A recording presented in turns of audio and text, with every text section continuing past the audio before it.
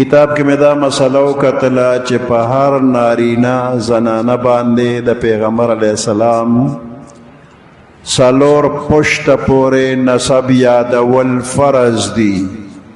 د پیغمبر علیه السلام نسب یادول فرض دي. نو عام خلکو نه که تپوس کې نو څه د پیغمبر علیه السلام نوم نه ورځي. نو زموږ د پیغمبر علیه السلام څه نوم دی؟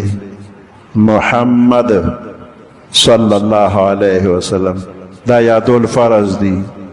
د پیغمبر علیه السلام د پلار څه نوم دی؟ عبد الله.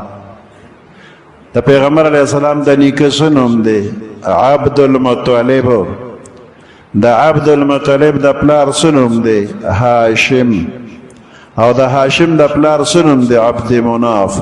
دې پورې د پیغمبر علیه السلام نه پس څلور پشته یادول په هر مسلمان فرض دي. پتن لګي چې چاله به ورځي او چاله به نه ورځي. نو نن دا یادول پکار دي. په خپله ټول یاد کې او زنانو نه چې تپوس وکړي خو هغوی له خو اړو معلوم هم نه دي.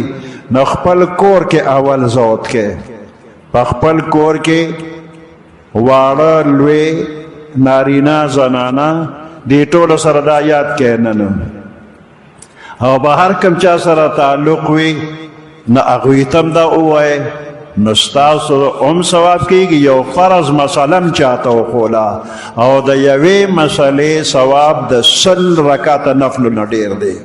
نو نن به ستاسو په دې یو مسله د 100 رکعته نفلو نه ډېر ثواب وشي او 100 رکعته ماسخوتنه پورې کولی نه شي. او دا په یو منټ کې دننه دا ټول هر څه ګټلی کېږي. نو نن بیا څو کسانو ته ووایې چې څو نوم وشي په اول په خپله یاد کې محمد ابن عبد الله ابن عبد المطلب ابن هاشم ابن عبد مناف.